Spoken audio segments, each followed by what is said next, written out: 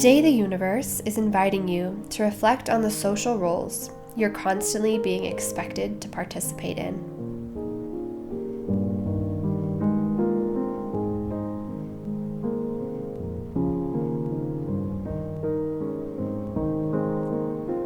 Because social roles permeate every corner of our lives, this can be a difficult theme to reflect on. It is something that is often not brought into our awareness, and therefore it is truly a practice to try and authentically consider and critically think about.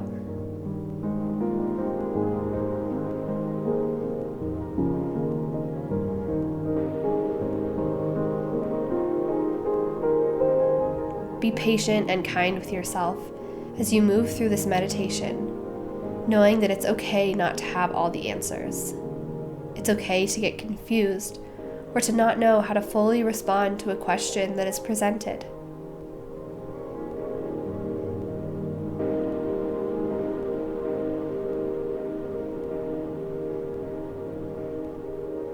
This is all part of the process.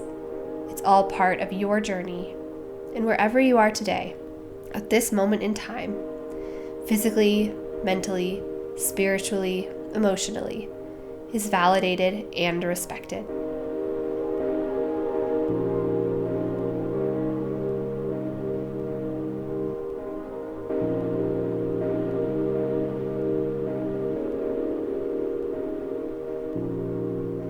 To begin, I will ask you to call to mind the labels and categories you or others use to describe yourself. For example, sister, brother, father, mother, cousin, aunt, uncle, spouse, friend, business person, teacher, firefighter, student, daughter, son, lesbian, bisexual, church-going person, Christian, Muslim, Argentinian, American, Italian, citizen, influencer, role model, partner. What words do you typically use to describe yourself? How do you group yourself in society?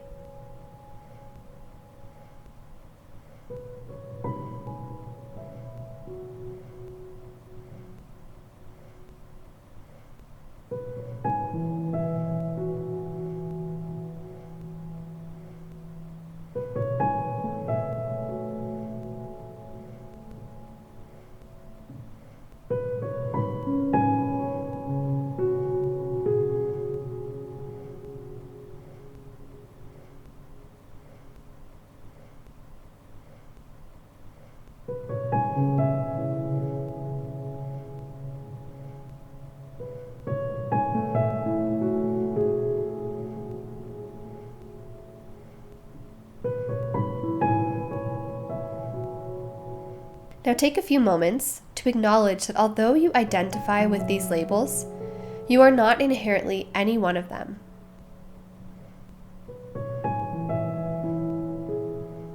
For example, if you are the co-owner of a business and your business goes bankrupt, you don't become any less of you. Your soul is still your soul. Your essence is still the same.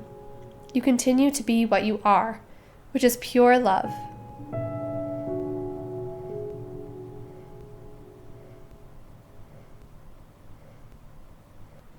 Or you may be a student now, but once you finish school and you no longer identify with that label, your core personhood doesn't change. Yes, you may be spending your time differently, but who you are doesn't change. Does that resonate with you? Does that make sense?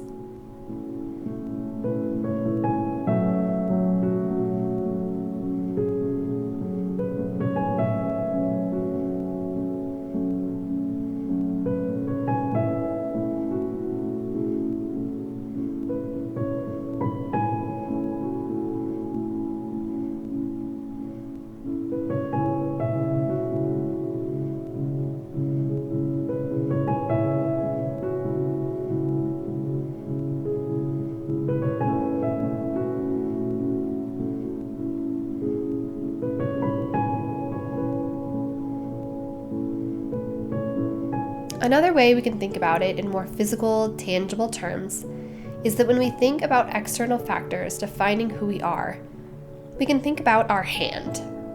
Our hand is a part of who we are, of course, because it's part of our body. However, if you get in a bad accident and your hand gets chopped off, you don't become any less of you. The physical space you occupy may have decreased, but it's not like a part of your soul was erased.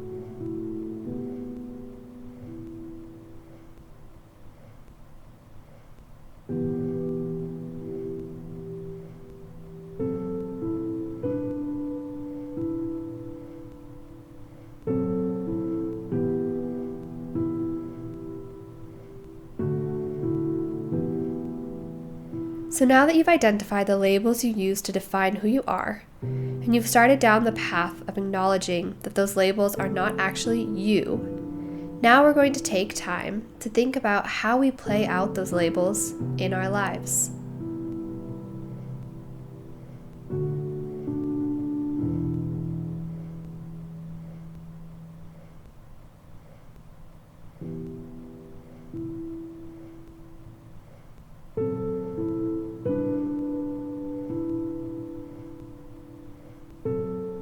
Depending on what culture you live in, or what culture you were brought up in, you will play out social roles differently.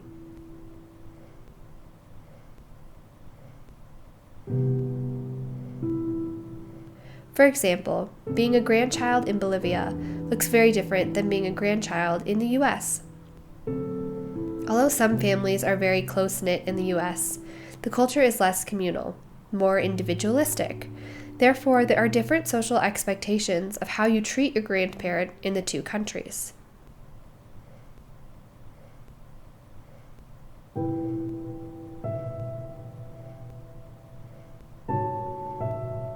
How are or were you expected to treat your grandparents and other relatives?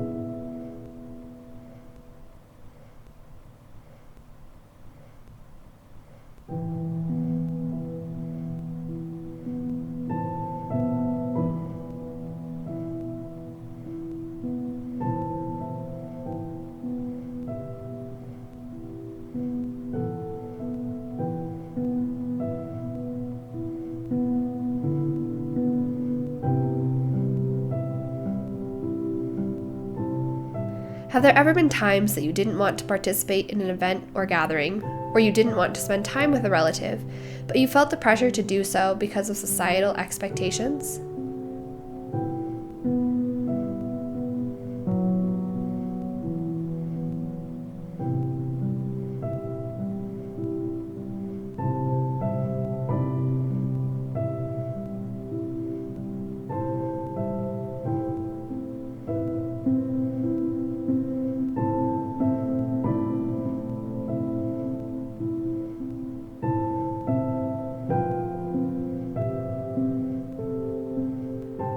What would happen if you refused to let what others expect of you dictate how you use your time and energy?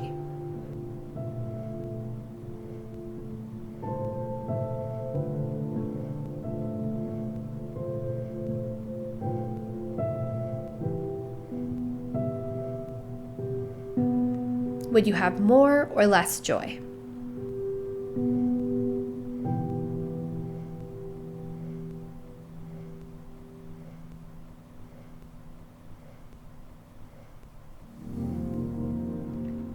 How would that impact your relationships?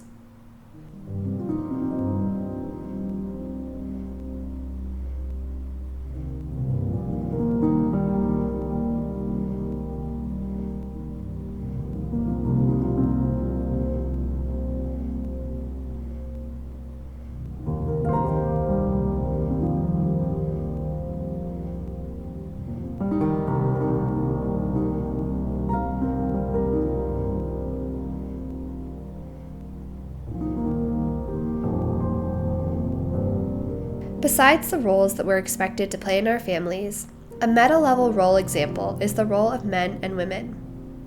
How does your gender identity impact what people expect of you?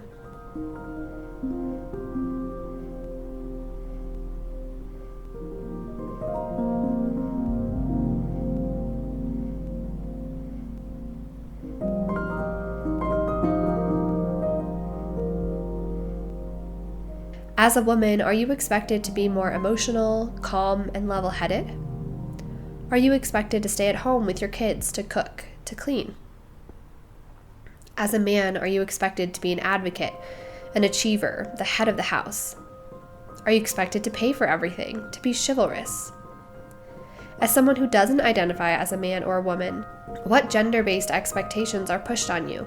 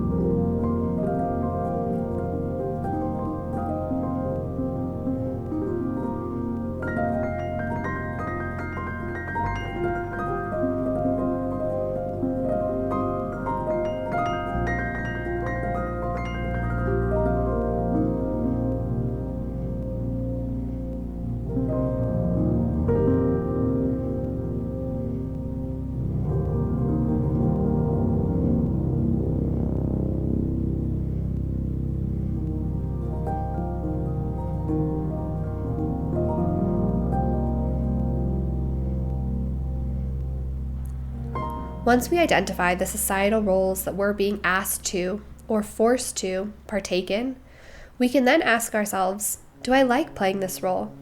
Do I like the rule book that my society has decided I should follow?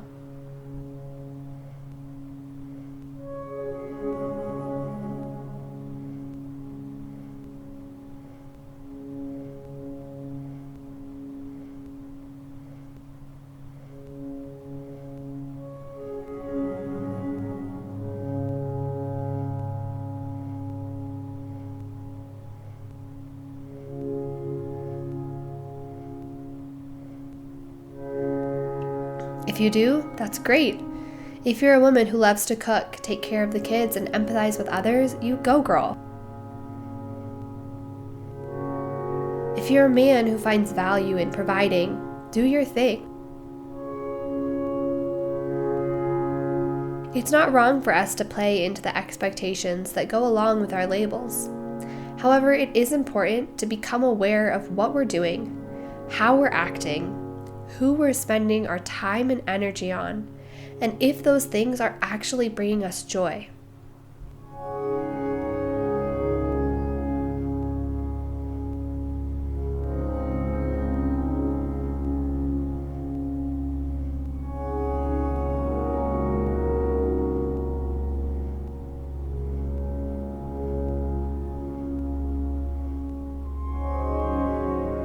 So many of us go through our lives on the path of least resistance. A lot of times, this is based in fear of what will happen if we honor our authentic selves. So ask yourself, what social roles am I asked to play that I don't want to play anymore?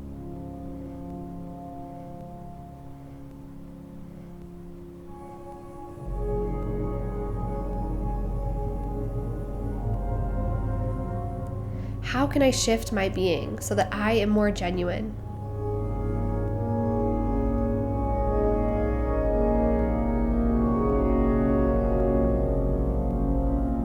Do I like going to my parents' house for the holidays every year? Do I want to spend my time with relatives every time I go home?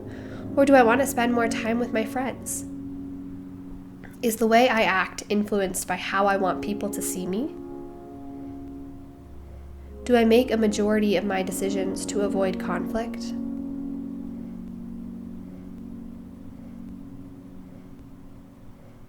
In order to avoid getting to the end of our lives and wondering, what just happened? Why did I care so much about what others think of me? Why did I focus so much on doing things right instead of focusing on finding joy and love? We must practice awareness every day.